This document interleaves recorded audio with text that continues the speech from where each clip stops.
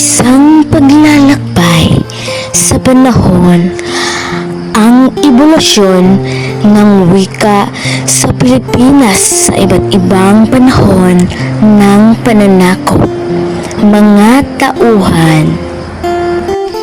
Lola Celia, isang matandang babae na may malawak na kaalaman sa kasaysayan ng Pilipinas.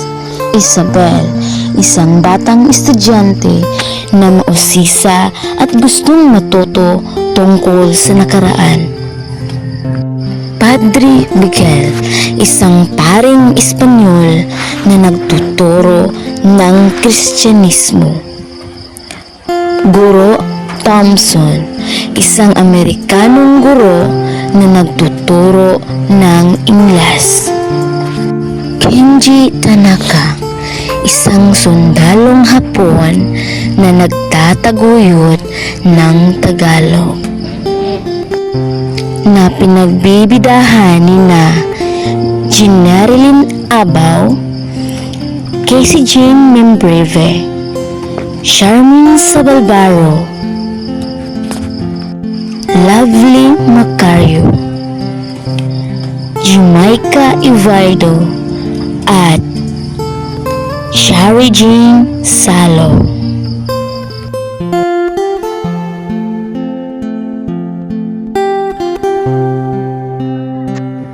Lola, pwede po mong magtanong? Ano iyon? Iha! Kwento niyo naman po sa akin, Lola, kung ano yung wika sa panahon ng mga Espanyol. Iha! Ang wika natin ay nagbabago nang dumating ang mga Espanyol.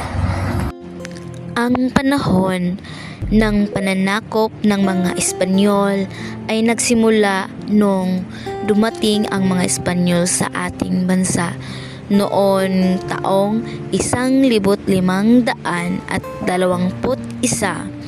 kung saan hinahangad nilang napalaganap ang Kristyanismo. Ngunit bago maisakatuparan, kailangan nilang ituro ang wikang Espanyol sa mga katutubong Pilipino.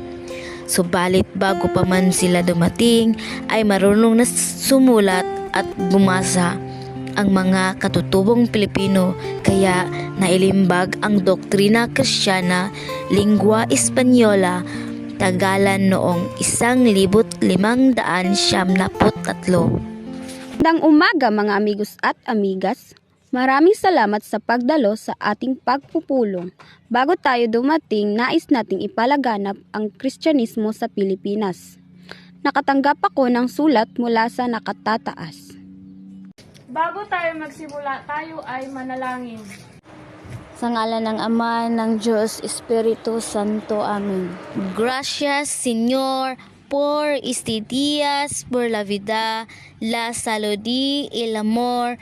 Gracias por tu presencia en mi vida y por las bendiciones que me das. Amén.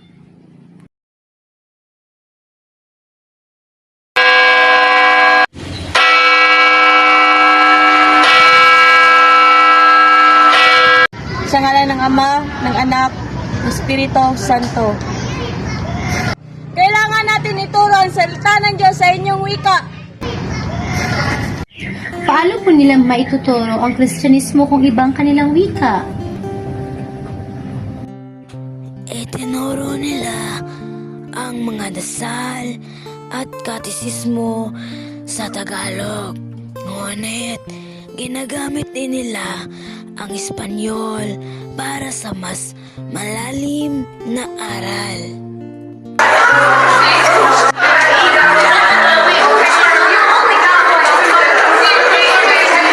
Good morning, class. Today, we will learn about English.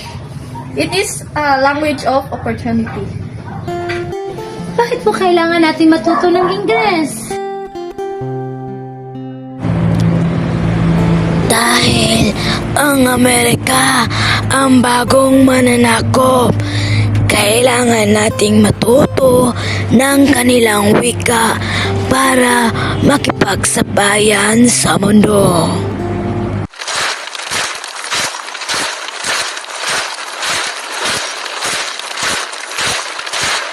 Gamitin ng Tagalog, ipagmalaki ang ating kultura!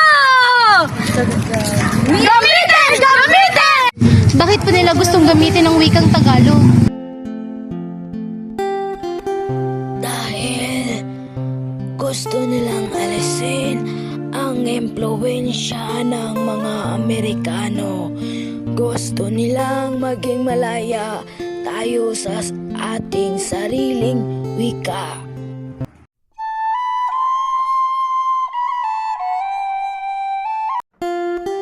Lola Celia, ang gulo-gulo naman po ang kasaysayan ng wika.